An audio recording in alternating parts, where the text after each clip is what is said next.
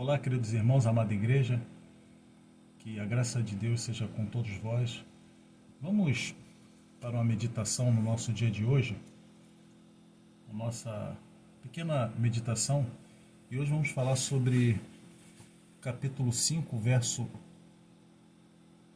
1, 2 e 3 de Mateus. Mateus 5, verso 1, 2 e 3, que diz assim: Vendo Jesus as multidões, subiu ao monte e, como se assentasse, aproximaram-se os seus discípulos, e ele passou a ensiná-los, dizendo: Bem-aventurados os humildes de espírito, porque deles é o reino dos céus. Vamos ficar apenas nessa primeira bem-aventurança? Vamos orar.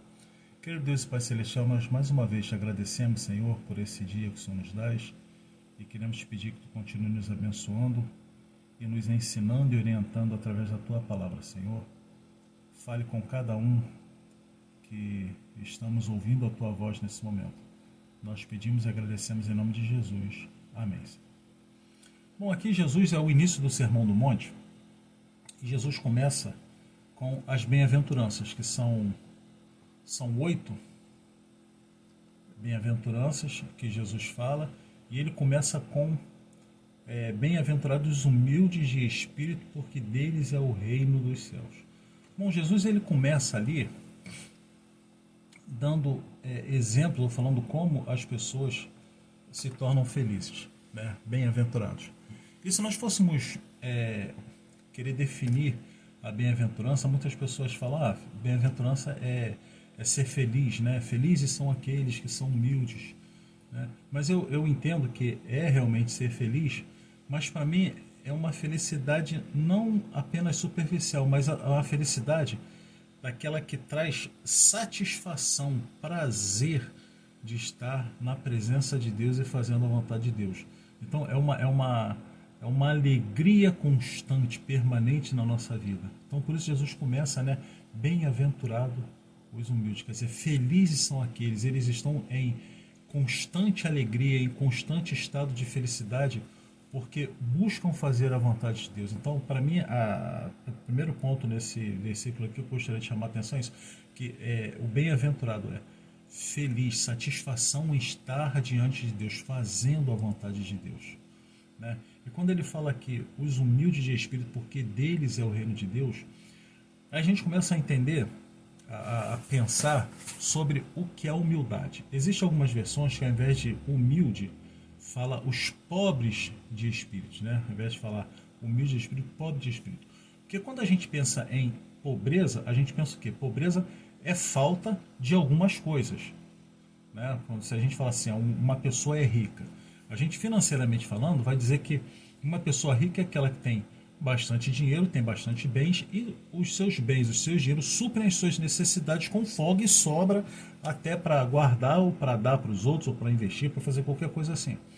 Então a riqueza, ela é aquilo que tem, a pessoa rica é aquela que tem bastante, em abundância.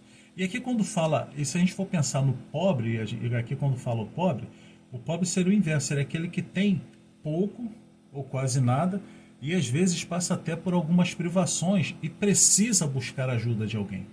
Aí eu queria ir por essa linha aqui. Os pobres de espíritos humildes são aqueles que reconhecem que são incapazes de suprir as suas necessidades, incapazes de ser aquela pessoa autossuficiente para fazer as coisas.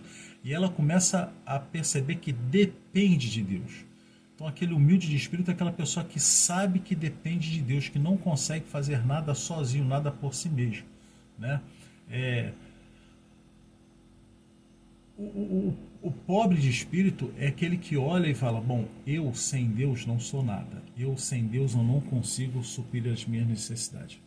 E Jesus fala que bem-aventurados os pobres de espírito, porque deles é o reino dos céus. Às vezes interpretamos a palavra bem-aventurado como felizes, mas o que ela realmente significa é uma identificação com Deus.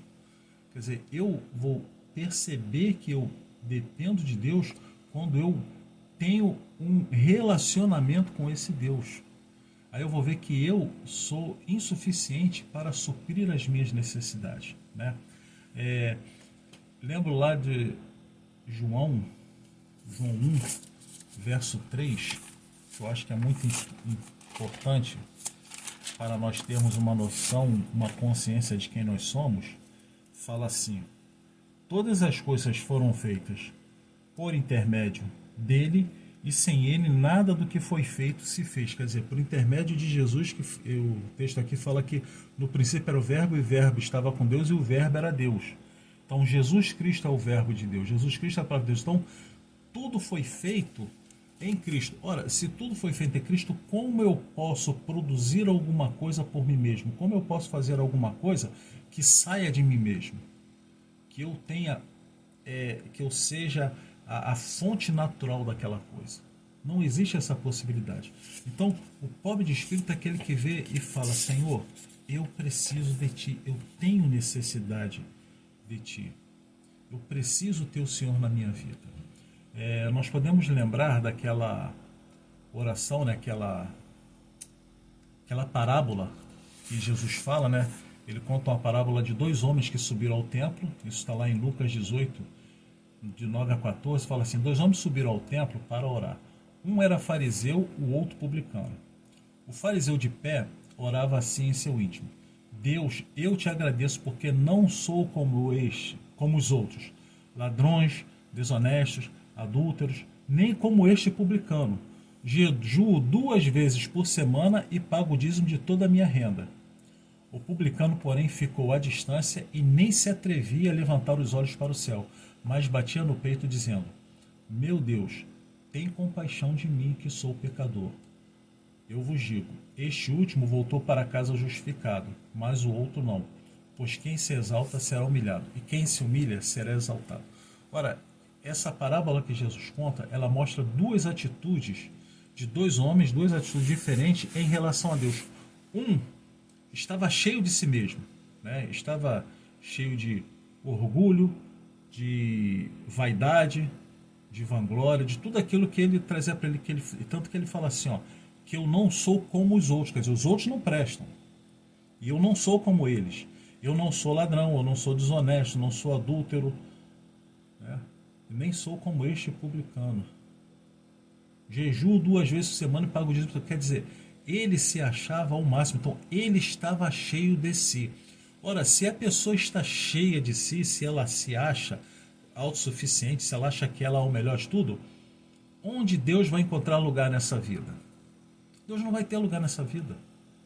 Então, para que Deus possa agir na minha vida, para que Deus possa agir na tua vida, nós precisamos nos esvaziarmos de nós mesmos.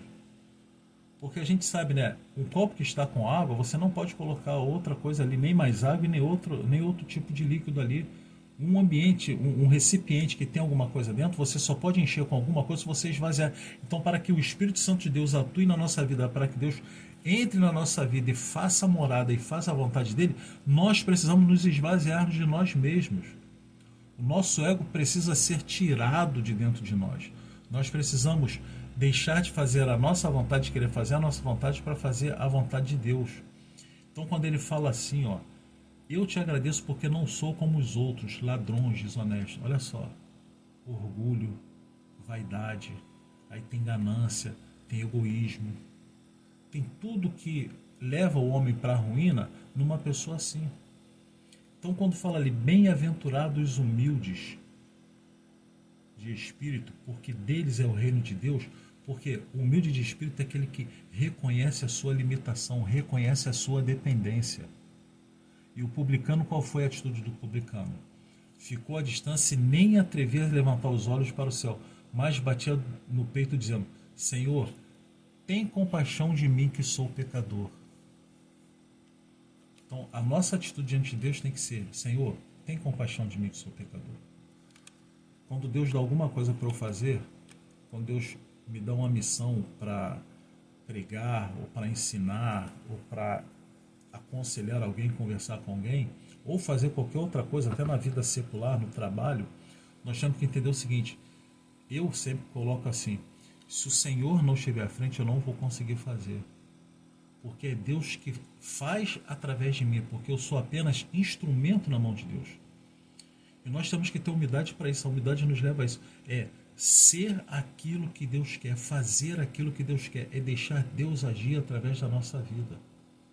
Quando eu falo aqui, eu só falo porque Deus me deu essa capacidade e Deus age através de mim.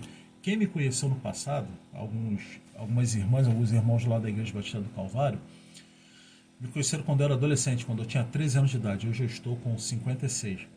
E até uma irmã, eles viram como eu era, sabiam como eu era muito humilde, muito calado, muito na minha. Eu não conseguia falar em público, eu tinha sérias limitações, eu tinha dificuldade para falar. Conversava em casa com amigos, coisas, mas assim, em público eu tinha dificuldade.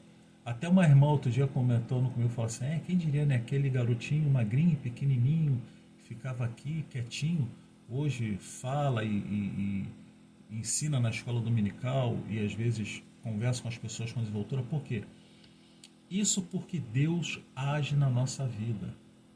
Nós não conseguimos fazer aquilo que Deus não está à frente. Porque quando nós vamos fazer e Deus não está à frente, nós não conseguimos chegar a lugar nenhum.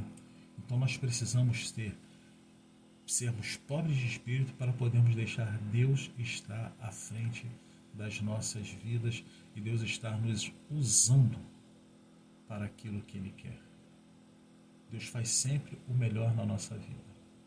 Se eu achar que eu sou autossuficiente, que eu sou bom, sempre terei problema.